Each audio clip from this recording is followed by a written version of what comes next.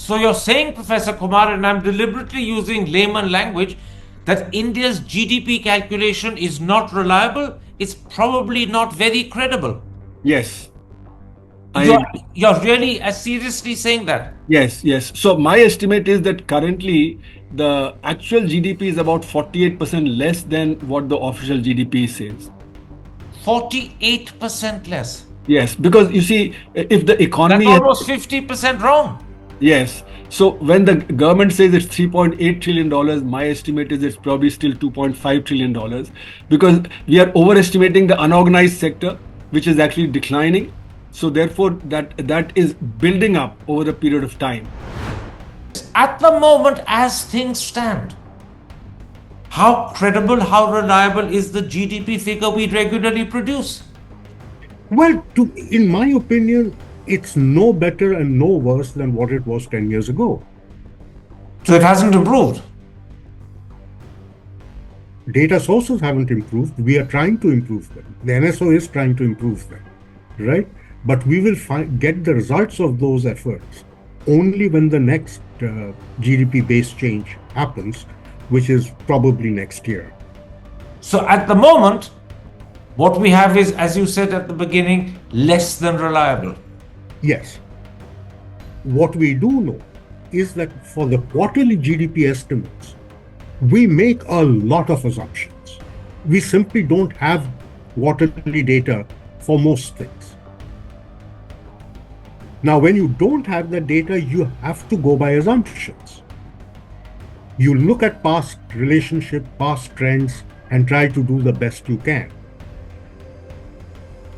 But until we get to a situation where most of the data that we need for quarterly estimation are actually collected physically, this problem is not going to get solved.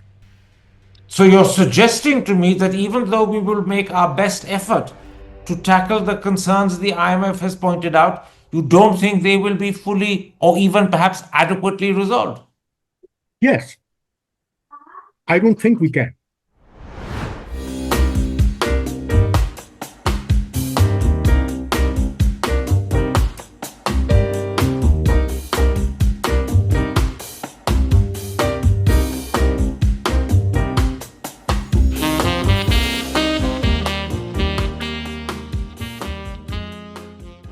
Hi, I'm Karan Thapar.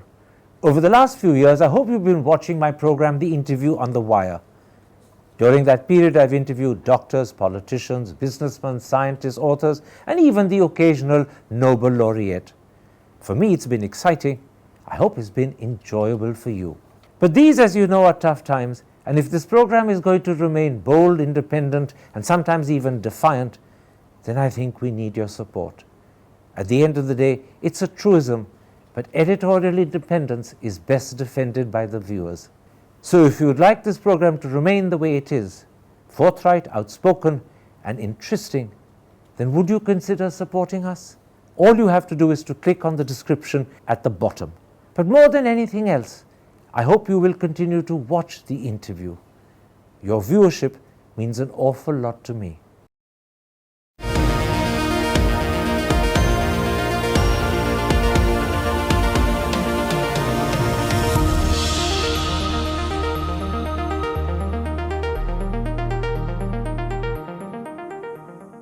Hello and welcome to a special interview for The Wire.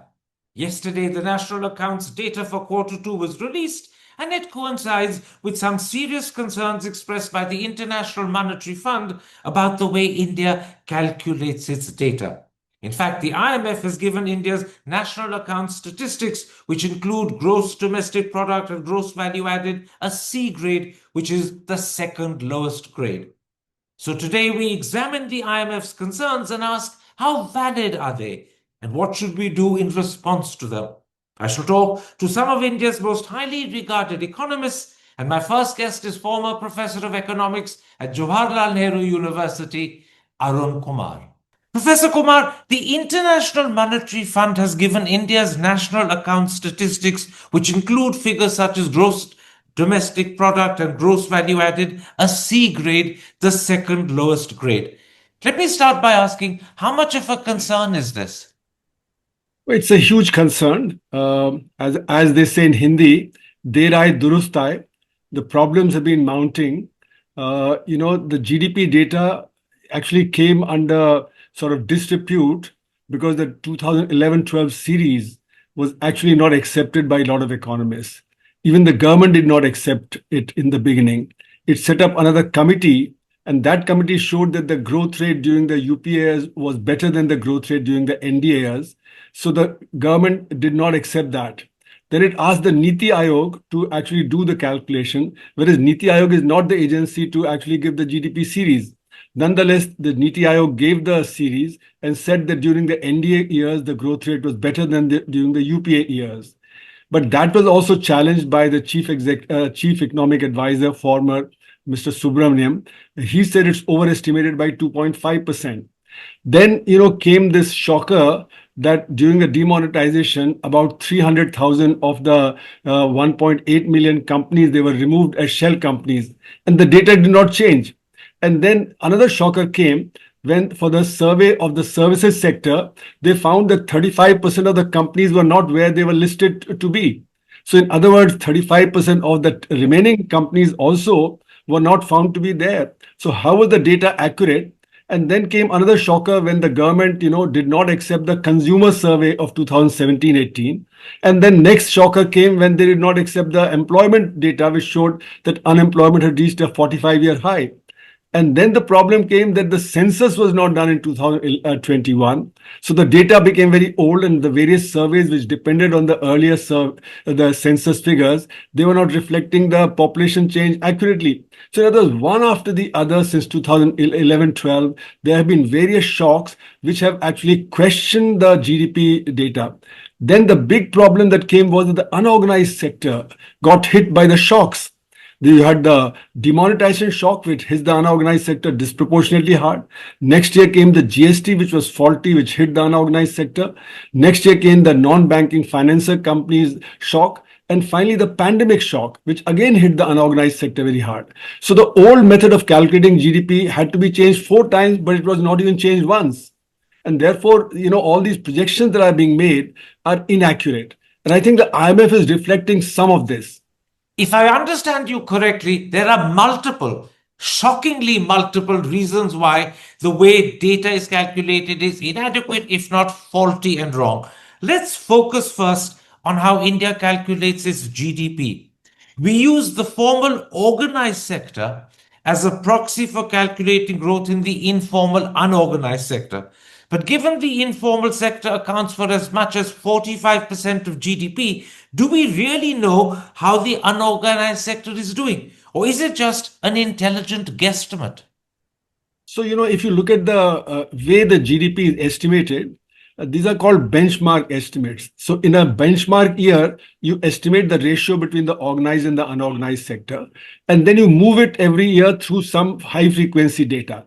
That means you're assuming that the ratio between the organized and the unorganized sector has not changed. And the high frequency data comes mostly from the organized sector. So in other words, you're proxying the unorganized sector by the organized sector. Now the organized sector is rising, but the shocks impacted the unorganized sector. So benchmark estimates went wrong. And also the high frequency data doesn't reflect the unorganized sector. So therefore, in other words, you're making the big mistake of not calculating the unorganized sector independently and assuming that it can be proxied by the organized sector. So a declining sector is proxied by the rising sector. And therefore, GDP is overestimated as a result of that. And this 45% of the GDP that's coming from unorganized sector, you can say about 14% comes from the agriculture sector, for which some data comes because you have crop cutting experiments, you have the data for acreage and so on. But the remaining 30%, which is the unorganized non-agriculture sector, there the data is based entirely on these benchmark estimates and projection from the previous year to the next year. So therefore, that makes it inaccurate. So once again, if I understand you correctly, you're suggesting, in fact, you're actually saying so, that we do not have a clear, good idea of how the unorganized non-agricultural sector is doing. Yes, that's right. So now, of course, they say that we are getting the ASUSE surveys, which look at the unorganized sector, but those are not incorporated into the data calculation. And IMF has recommended that that be done. And I suppose that next year when the revised data will come, then maybe the ASUSE data would be there and the unorganized sector may be represented better. But till now, it is not there. And it's overestimated because you're proxying a declining sector by a rising sector. And you have enough evidence for that. For instance, in the trade sector, which is the second biggest employer, now the rise of the gig economy, the rise of the deliveries has really taken over. So e-commerce is growing at 20, 30, 40%, whereas the neighborhood stores are declining. So neighborhood stores are the unorganized sector. The e-commerce is the organized sector. So again, you're proxying the unorganized sector by the rising organized sector. Similarly, in the leather goods sector... Can I interrupt there, sir? What you're saying is again deeply worrying. You said 30% of GDP is the unorganized, non-agricultural sector. That's a very substantial chunk of our GDP. Yes. We're overestimating how it's performing because we're proxying it to a rising sector, whereas this sector is itself shrinking. And therefore, that means we have a very poor idea of how 30% of the GDP is performing. You're right. We have scattered data. The scattered data, like I mentioned, from the trade sector, which is the second biggest employer in the country. We have similar data from textiles, from leathers, for FMCG, from luggage industry, and so on and so forth. So scattered data shows that the unorganized sector is declining. My own estimate in one article was that it's declining between 5% and 9%. So what is being shown as rising at 6% is actually declining at 5%. So you have 11% error in the estimation of the unorganized non-agricultural sector. And an 11% error is enormous. Let's at this point come to some of the details that the IMF have brought out. They say there's a sizable discrepancy between the production and expenditure approaches of measuring GDP, as a result of which often the two differ. How much of a concern is this? See, when we look at the national income, there are two aspects of it. One is you get an income, and then out of that income, you do the expenditure. So they are the two sides of the same coin. So therefore, they should be exactly the same. What is called the income or production side and what's called the expenditure side, right? But what happened is that the unorganized sector impacts both these measurements. Because unorganized sector is in every sector. It's in the, leave aside the public sector, it's in services, it's in industry, it's in agriculture. So when you don't have proper data for the unorganized sector, it affects your production side data. And similarly, the consumption side data is definitely affected because bulk of the consumption items are produced by the unorganized sector. Now, if you're not estimating it properly, then your consumption data goes wrong. And most of the investment is in the organized sector, and not the unorganized sector. So organized sector may be overestimating the capital expenditure and underestimating the consumption expenditure. That's why the two don't match, the income side and the expenditure side. So these are some of the problems because of which what's called the category called discrepancy. When the GDP data comes, there's an item called discrepancy. Those discrepancies have shot up. Prior to demonetization, the discrepancies were very small, 0.5%, 1%. Now they can be even 2, 3, 4, 5%, So sometimes positive, sometimes negative, and therefore they're affecting our estimate of the GDP. And the larger the discrepancy, the greater the concern. The greater the concern that what is going wrong, which of the two. So production side is taken as the controlling total for the expenditure side. That's why it's sometimes positive, sometimes negative. But the production side itself is affected, because each sector has an unorganized sector. So the value addition that you're calculating there, that goes wrong. And if that goes wrong, then you cannot say that's a controlling total. So therefore, we don't know which should be the controlling total and which is the one that we should lay emphasis on. Now, the IMF also highlights the fact that India's GDP is based upon, and you made this point yourself earlier, on an outdated base year 2011-2012. And secondly, the IMF says that India uses the wholesale price index as the GDP deflator because we don't have good producer price indices. Are these serious concerns? I know that the base year is a major concern. You pointed that out. What about the fact that we don't have a decent deflator? So the decent deflator means, you see, any economy, there is a rise in the production and there's a rise in prices. So what's called the nominal GDP is the sum total of the rise in prices and the rise in the output of what's called the volume. So these two together give you the nominal GDP. Then you deflate it by the index, the price index, to get the real change in the economy, right? So if you don't have the right index, then what are you deflating with? The nominal GDP that you're measuring, when you deflate it by the incorrect index, then you get the incorrect GDP data. So the wholesale price index reflects only a certain aspect of the economy. So largely, it's the agriculture and the industrial sector, but it doesn't necessarily reflect the services sector very well. So the services sector, if you deflate by the wholesale price index, it will not give you the correct estimate. And the services sector is the largest sector of the economy now. So the largest sector of the economy is not being deflated by the correct prices, then you will not get a good estimate of the volume or the real change. Second point is that when you think of the wholesale prices, they differ from what the producers are facing, because wholesale prices are reflecting actually including trade. So therefore, producer prices are supposed to be better when you want to deflate them. But there's another aspect of it which is called the double deflation. So here, when you refer to the deflation by the wholesale price index, that's only a single deflation that is being done. But the inputs that you're using to produce something, right, their prices may be going differently from the output at which you're selling. Right. So the output prices and the input prices may differ, and therefore there's something called double deflation. You need to deflate the inputs differently and you need to deflate the output differently to get at the correct value addition. If you only do single deflation or only with the wholesale price index, then there is error that will creep into the estimation. This sounds like a fairly substantial error that's creeping in. Yes, it is. And some analysts have pointed this out in the last 2-3 years that this is causing a major error. And this is the reason why suddenly the GDP growth seems to be better than what it is. Because on the ground, if you look at it, the GDP doesn't seem to be growing that well. Like, for instance, the latest data that came yesterday is showing a very rapid rise in the GDP of 8.2%.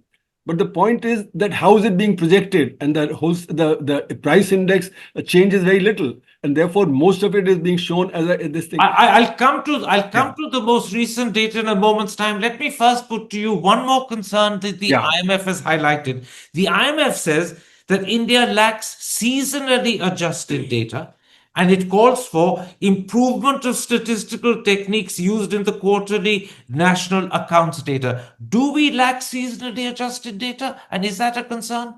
Well, I mean, it's not that we entirely lack it. I mean, there are seasonally adjusted data also that comes. For instance, we know that the fourth quarter data is always high because suddenly the production spurts, the first quarter data is low. So there is some degree of seasonality that's already there in our data, but it could be better. You know, you need to have more seasonally adjusted data as input into it. So I would not put that much store on this particular aspect as on the other aspects of how the GDP is calculated. In which case, let me ask you this.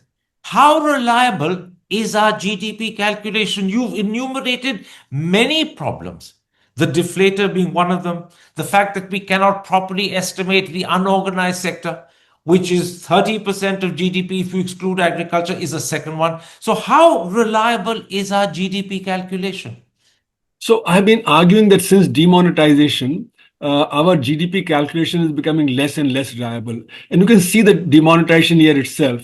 In the demonetization year from November till March, that's 5 months of the year 2016-17, the data, the ground report showed that people are not going to markets, the manufacturing had declined, etc., etc. So for 5 months, actually there was a decline in the GDP or a stagnation in GDP. But the best growth was for that year 2016-17 of the entire 2020s period, 8%.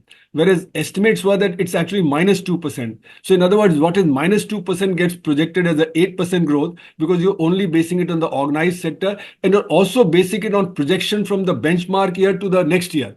Now, the benchmark year was a good year, but the year in which you're calculating when demonetization takes place is a bad year. So projecting from a good year into the bad year will only overinflate your data.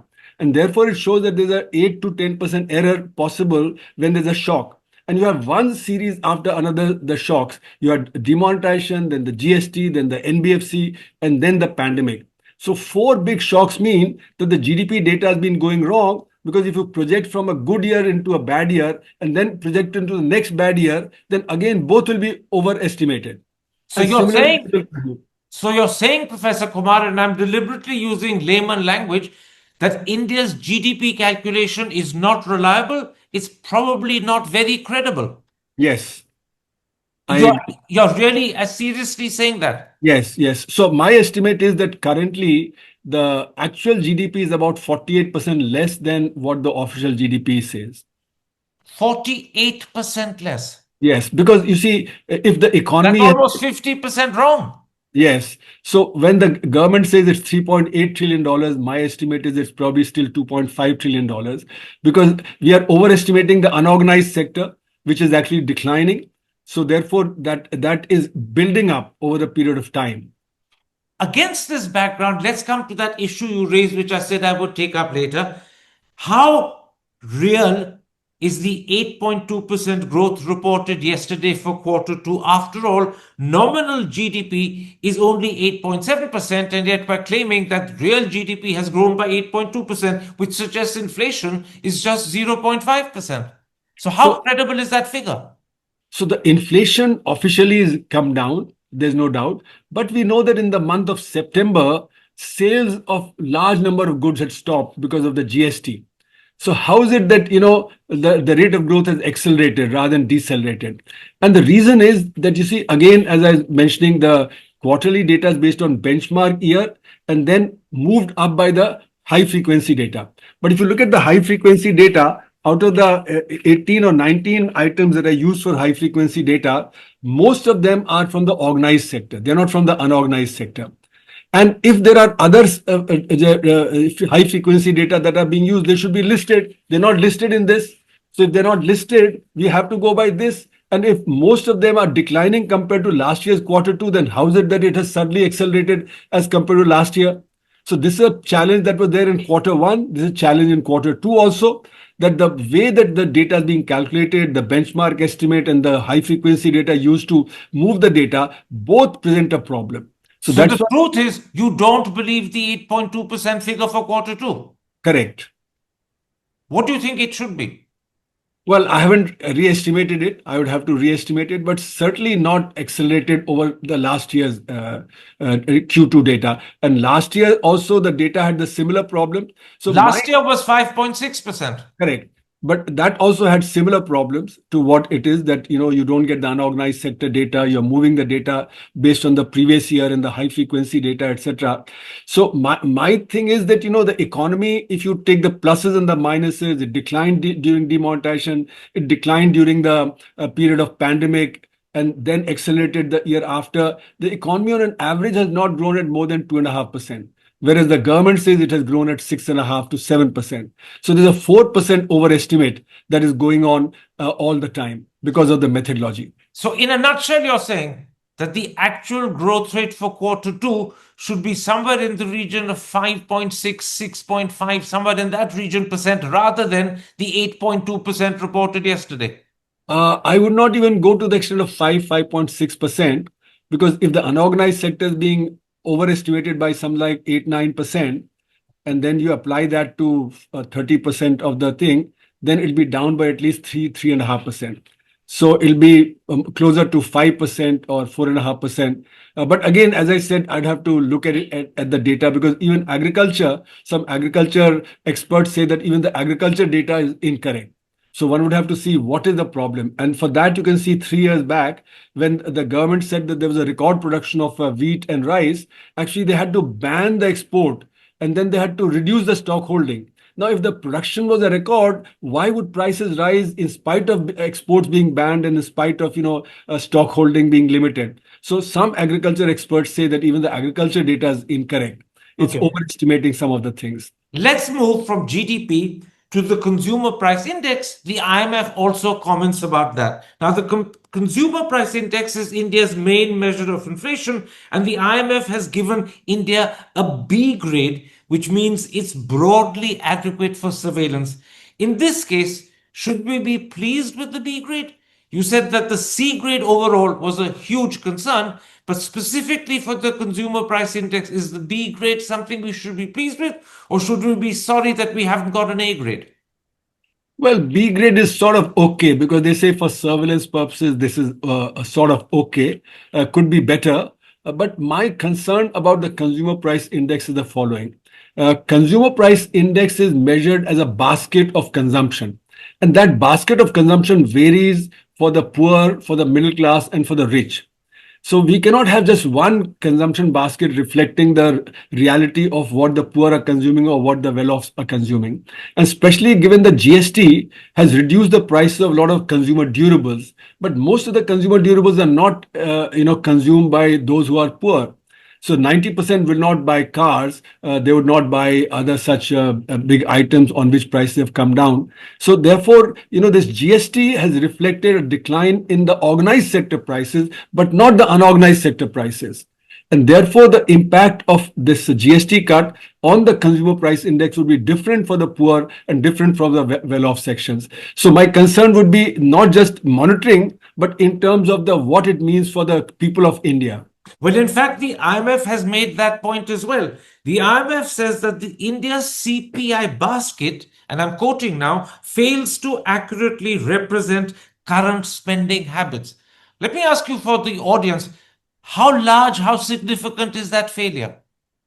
You see, the failure is at both the ends, because consumer price index is based on an average basket. That average basket neither represents the well-off segments, nor does it represent the poor people. So therefore, in that sense, it's a problem. Second is that you see people's consumption habits keep changing. So what I was consuming 10 years back and what I'm consuming today, that has changed. Even for the poor people, that consumption basket is changing, Like for instance, a rickshawala may have a mobile phone, but having a mobile phone doesn't necessarily mean he's no more poor, okay? But his consumption pattern has changed. So therefore, that needs to be reflected within our consumption basket. If it is not properly... And those changes are not being made. Yeah, those changes have to be made, and the government says they're trying to make those changes, and I think the IMF has said that those changes are coming. Now, the Ministry of Statistics and Program Implementation is presently working on updating GDP and Consumer Price Index base years, as well as the methodology for calculating both. And the new series, it said, will be released sometime next year. I think the Business Standard today suggests it will be released at the end of February, possibly on the 26th of the month. Right. How hopeful are you that the concerns the IMF has raised will be adequately taken care of? I think they are substantially looking at these things, the kind of criticism that has been there for the last 10 years, and which is at the back of what the IMF is also saying. But I think the problem that India has is this huge unorganized sector, which has some like 63 million units and which employs roughly 97.5% of the MSME employment. Now, measuring that is huge. Similarly, in agriculture, there are, by various estimates, 80 million or 100 million farmers. Bulk of them are actually small farmers. 85% of them cultivate less than 5 acres. Measuring their output, measuring their prices, those are the real challenges. So we can have a methodology which is better than what was there earlier. But I believe that, it'd be very difficult to capture that unless, we have a much bigger sample. And I think the IMF has flagged that we need to have a much, much bigger sample than what we have been working with. Whether the government will be able to do that or not, that becomes a question then. But there is another truth, Professor Kumar. The truth is that even last year, India's national account statistics received a C grade from the IMF. Yes. And the IMF has pointed out that data weaknesses have remained unchanged. In other words, data that could have been strengthened and improved has not been strengthened and improved. And the IMF is clearly critical of that. Yeah. So you're right that in 2024 also they gave a C, but in 2023 they did not give any rating. Okay. So they are concerned because I think in the public, a lot of, pointers have been there to the data problems. And you can see, for instance, the 2017-18 consumer survey data was not accepted. In 2019, the employment data was not accepted, etc. And then the census not being done means that large number of surveys that are being done are, unreliable. So census is very crucial. As long as we don't do the census and we do not change our samples, then our problem of data will continue. So I think the IMF is right in flagging this, that, the data has a problem. But the government says it's trying to do its best, and next year it will do something. The census will also come. Data from the census may also come after a year or two. So government standpoint will be, we are doing the best. And IMF also has recorded in its the Annexure 7 that the government is trying to change these things. My last question. You say the government claims it's doing its best. Is the government's best good enough? Give me a short answer. Well, till now it has not been good enough, but we hope that it will be good enough. But government depends a lot on data manipulation, to show a good image. And that's the real worry. That will the government leave the agencies neutral? Like the GDP data, they asked the Niti Aayog to do it, whereas the Niti Aayog should not have done it. It should be the statistical organization which does it regularly. They should have done it. So the fear is the manipulation of data, whether that would continue in spite of all the good intentions about changing the base year, incorporating better unorganized sector data, etc. But will the manipulation decrease? That is the real worry.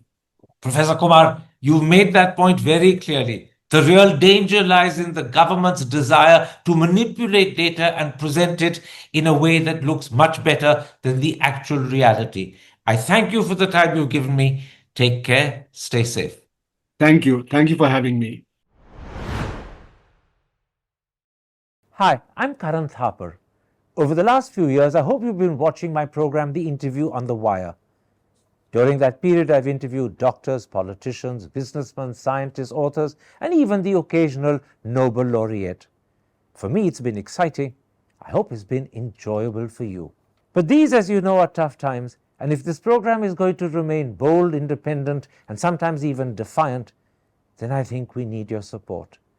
At the end of the day, it's a truism, but editorial independence is best defended by the viewers.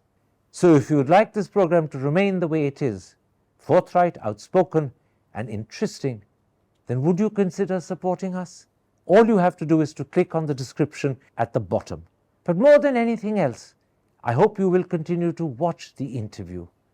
Your viewership means an awful lot to me. Welcome back. I'm now joined by India's former Chief Statistician, Pronab Sen. Professor Sen, the International Monetary Fund has given India's national account statistics, which include key figures such as gross domestic product and gross value added, a C grade, which is the second lowest grade. Let me start by asking, how much of a concern is this? Well, it depends on whose perspective you're looking at it from. I mean, if you look at it from the IMF's perspective, what they are saying is that this particular set of data is not adequate for the kind of surveillance that the IMF does on member countries, right? The other side is us, who are users of the data on our day-to-day decision-making. For us, the accuracy is more important. Now, the report of the IMF is very interesting because it gives us a B grade on all the data sources that are going into the GDP, but gives the GDP a C grade, which means that they are looking at, and they haven't articulated it clearly enough for me to pass comment, what the nature of the problem is.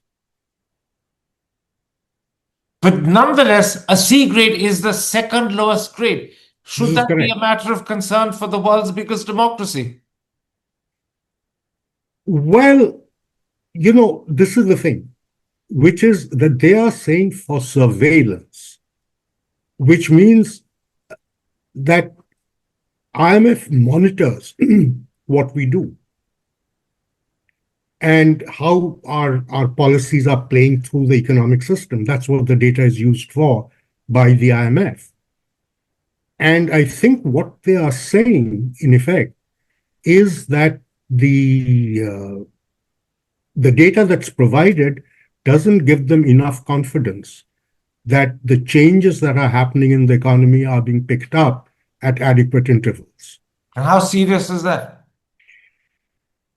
For them, it is serious because, they are interested not in the long-term trends of the economy, but in the more short-run movements that come as response to policy changes.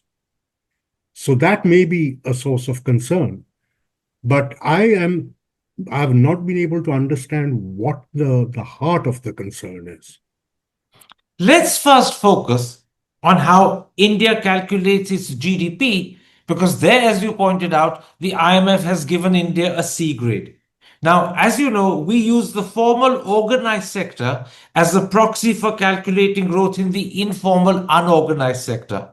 But given that the informal sector altogether, including agriculture, accounts for pretty close to 45% of GDP, do we really know how the unorganized sector is faring? Or is it just an intelligent guesstimate? No, this is the thing. When you don't have data available, there is no option but to use proxies. The question is, are the proxies reasonable? And remember, these estimates are then changed when the actual data becomes available. Now, this is something that we've been doing for years, for decades even. There's been some concern, but when you look at a country like India, where, as you rightly said, 45% of the economy is informal and about 28% is non-agricultural informal sector, getting regular data from these entities is extremely difficult. But in the defense of the National Statistical System, they've been trying to make efforts at doing so. Remember, all this data has to be collected through surveys, and surveys are both expensive and extremely time-consuming. And this is not taking things off the books of account. Now, because of that, there has been some delay in incorporating the more frequent surveys that we've been having lately. And I think this is the game plan, that they plan to kick it off with the new revision that they're doing to the GDP series. I'll come to that new revision in a moment's time, but let me first ask you, at the moment, the way we calculate our GDP, do we have a reliable, maybe I should ask, do we have a credible understanding of how the informal, unorganized sector is doing? We have some understanding, right? But the point is that unless you have hard data, you can only go by past relationships. And so what has happened in the Indian system is that we've looked at the data points that we have on the unorganized sector, that is the hard data points, and we've tried to correlate those to the formal sector data. And if we feel that there is a close enough correlation, then it makes sense to use the formal sector data, which we are getting with quarterly frequency. But is there that close relationship? It's not that close, but it's close enough. So the way they do it is not by taking large aggregates. They do it sectorally, by product groups. So are you saying we do have a reliable and credible idea of the unorganized sector, or are you saying it's less than reliable, less than credible? Well, no, it's less than reliable. I'm not sure how less than credible it is. It is less than reliable for the very simple reason there's a strong underlying assumption to that, which is that both the formal and the informal sector are essentially moving in the same direction.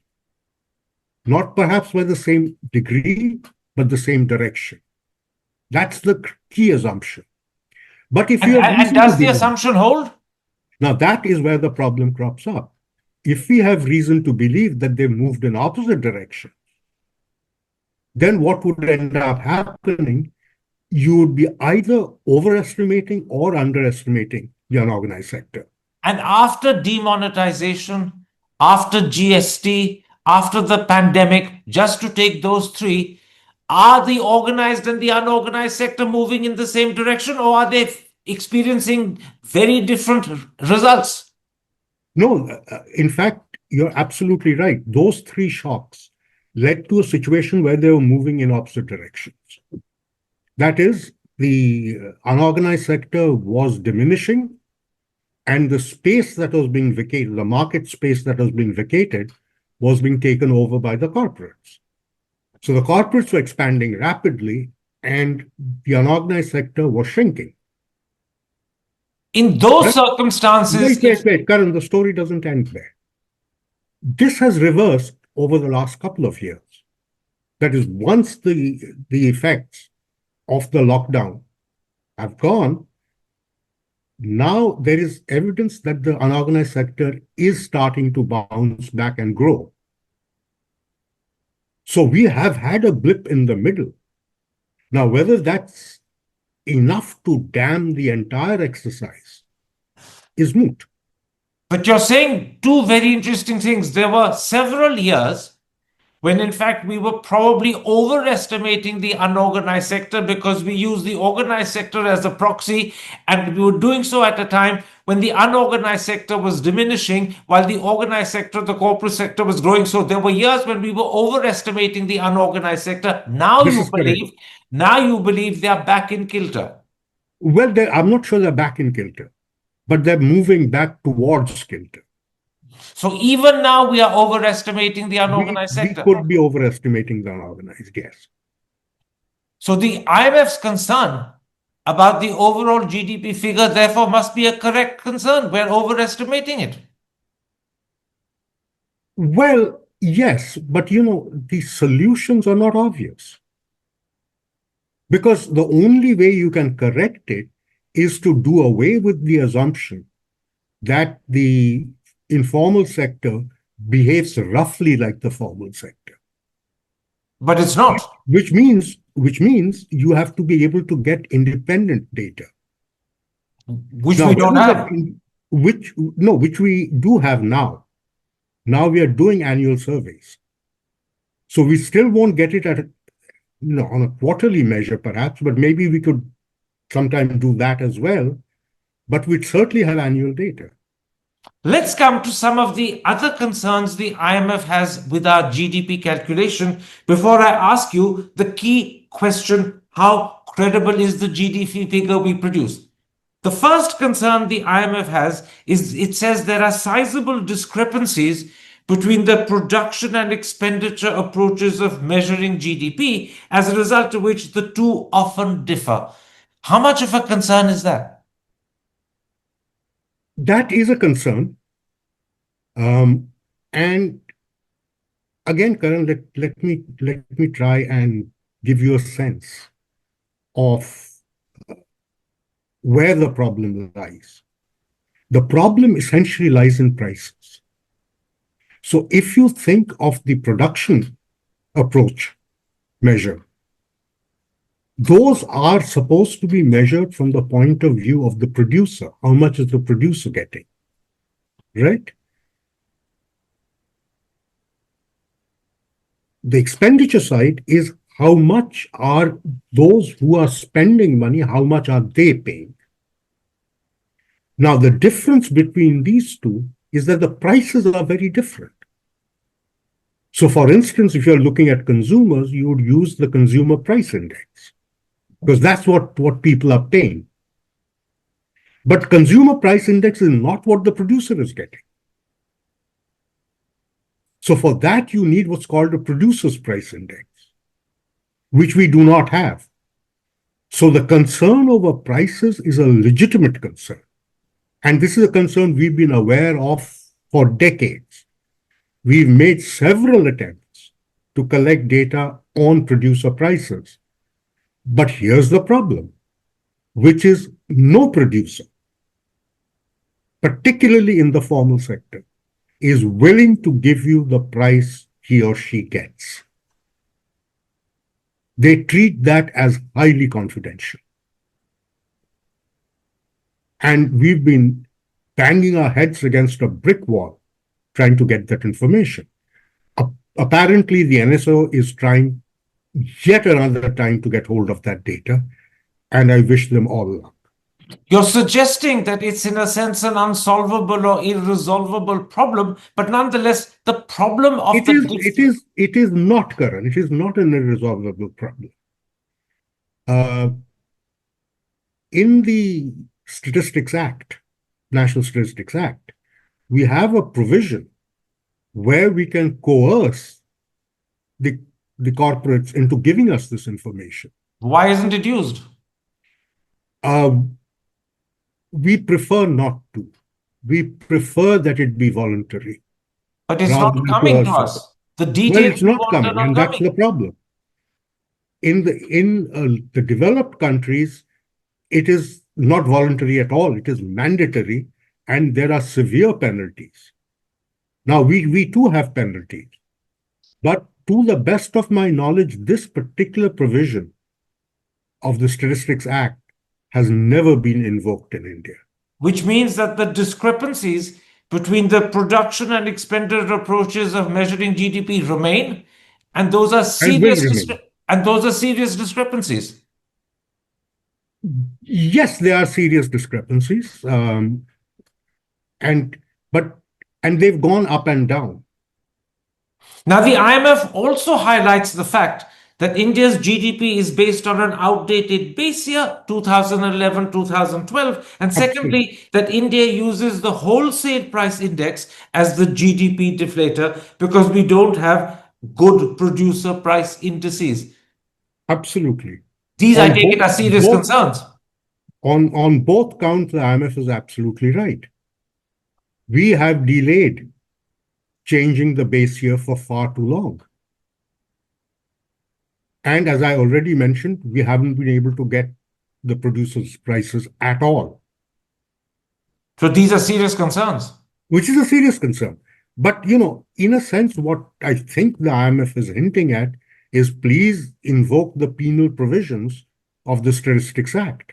That's what they're saying in effect. Now, can you imagine the reaction that we will have from the corporates if we tell them to either give us this data or pay a daily fine of 1,000 rupees? It may make the government temporarily unpopular, but it will mean that the data that we have is accurate and the figures we produce as part of the national accounts are accurate as well. At the moment, they're not accurate, they're not even reliable. Supposing they just don't respond to you, what do you do? You mean the government would be helpless? The government would have to take them to court. Can you imagine taking practically each and every corporate to court to gouge the data out of them? So then this is an irresolvable problem. Well, it's a difficult problem. I mean, that is why we try to keep it as voluntary as possible. That, the respondents should give us the information because they see the utility of it for everybody in the country. In other words, we have to persuade them to accept that they have to reveal the data, and we're not able to persuade them at the moment, but we have to just keep trying in the hope that we succeed one day. One day. That is correct. In which case, let me ask you this. At the moment, as things stand, how credible, how reliable is the GDP figure we regularly produce? Well, in my opinion, it's no better and no worse than what it was 10 years ago. So it hasn't improved. Data sources haven't improved. We are trying to improve them. The NSO is trying to improve them, right? But we will get the results of those efforts only when the next GDP-based change happens, which is probably next year. So at the moment, what we have is, as you said at the beginning, less than reliable. Yes. In which case, let me ask you this. Did India's GDP really grow by 8.2% in Q2, which is the figure we announced yesterday? Because nominal GDP is only 8.7%, which suggests that inflation is just 0.5%. So is that figure of 8.2% reliable? Is it credible? This, Karan, is the million-dollar question. And what surprised me about the IMF report is that they actually give us a clean check on the price data. Which you don't accept. My personal view is that the whole problem is in the price data. The IMF has mentioned that our price data also have outdated bases. That is correct. But an outdated base has a very serious implication, which is that as people's consumption patterns change, right, certain goods and services go out of the market, new products come in. The waning products will have diminishing and lower prices than new products coming in.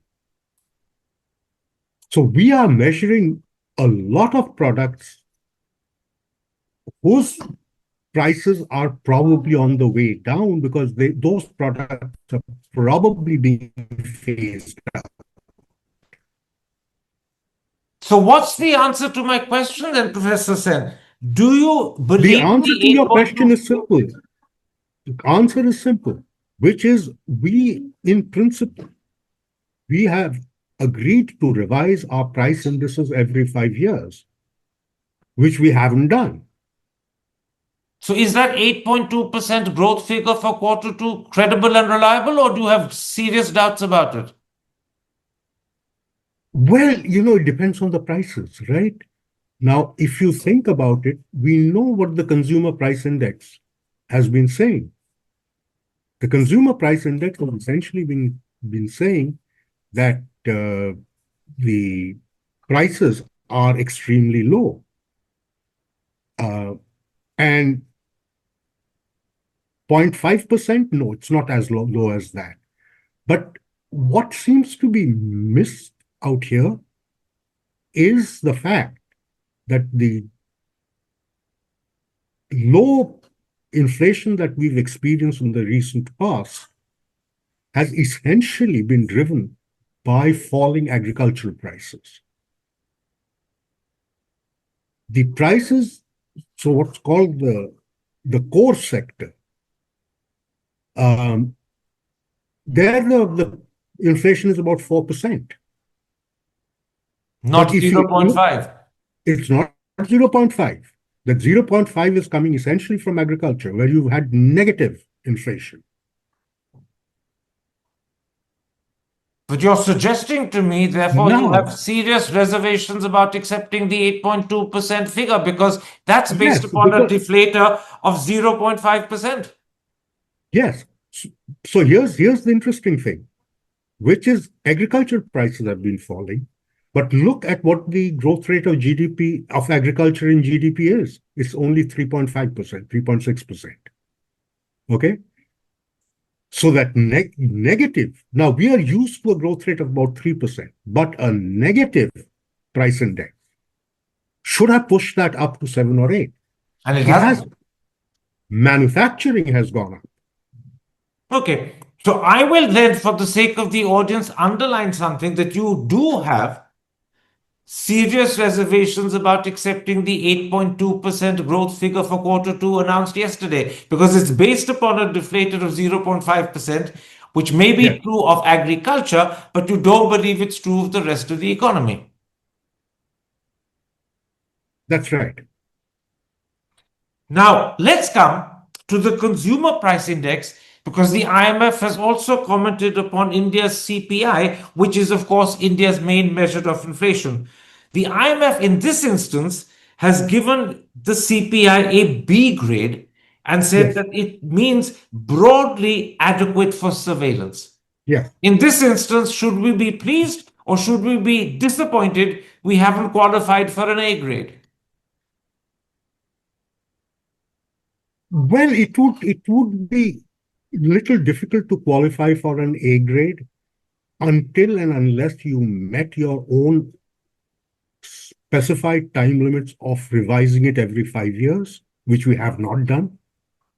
Last time we did it was 10 years ago. So the B grade is justified. The B grade is certainly justified. The IMF has also commented that the CPI basket fails to accurately represent current spending habits. How badly does it fail in this regard? The two questions you asked, Karan, are related. The reason why I think the CPI is not up to the mark is because you haven't revised the basket. So you are capturing old products which are on the wane. You're not capturing those products which are in demand today. Which also suggests that the CPI is not credibly reliable. It's reliable insofar as it goes. Which is not very far. So it's 10 years old. I mean, it should not have been more than 5 years. Now, the Ministry of Statistics and Program Implementation is presently working on updating both the GDP and Consumer Price Index base years, as well as, I believe, the methodology for calculating both of them. And the new series will be released sometime next year, probably the end of February. How hopeful are you that the concerns that the IMF has raised, both about the CPI and the calculation of GDP, will be adequately responded to? I think it would address it to quite a substantial extent. But my source of confusion is that the IMF hasn't commented on the data that the GDP is based on. And the corrections that are going on are on the data side. IMF has, on the data side, has said we are pretty much in B. But this GDP is in C. Now that confuses me. Are we doing something wrong in the compilation of the GDP? Presumably we are. We may be. What we do know is that for the quarterly GDP estimates, we make a lot of assumptions. We simply don't have quarterly data for most things. Now, when you don't have the data, you have to go by assumptions. You look at past relationship, past trends, and try to do the best you can. But until we get to a situation where most of the data that we need for quarterly estimation are actually collected physically, this problem is not going to get solved. So you're suggesting to me that even though we will make our best effort to tackle the concerns the IMF has pointed out, you don't think they will be fully or even perhaps adequately resolved? Yes. I don't think we can. For the very simple reason that you had brought up right in the beginning, which is the informal sector. The only way we are going to get informal sector data is through surveys. And surveys are time consuming. We cannot do it in a quarter. Which means that the problems the IMF is talking about, despite our best effort to correct them, will linger and continue for many years to come. Yes, but they will go into the rear view mirror once the economy has totally stabilized. Because then everything's going to move together. We don't know when that will happen. The whole problem has cropped up at a time when there were a lot of ups and downs in the economy. Quite right. GST, Right. demonetization, the pandemic, to name just three. Just three. Two of which were man-made. Yes, indeed. So give another year or two, and once things come back on even keel, I think a lot of these problems will simply get overlooked. Well, let's hope you're right. Professor Sen, I thank you for the time you've given me. I thank you for your understanding. Take care. Stay safe. Thank you, Karan. Hi, I'm Karan Thapar. Over the last few years, I hope you've been watching my program, The Interview on the Wire. During that period, I've interviewed doctors, politicians, businessmen, scientists, authors, and even the occasional Nobel laureate. For me, it's been exciting. I hope it's been enjoyable for you. But these, as you know, are tough times, and if this program is going to remain bold, independent, and sometimes even defiant, then I think we need your support. At the end of the day, it's a truism, but editorial independence is best defended by the viewers. So if you would like this program to remain the way it is, forthright, outspoken, and interesting, then would you consider supporting us? All you have to do is to click on the description at the bottom. But more than anything else, I hope you will continue to watch the interview. Your viewership means an awful lot to me.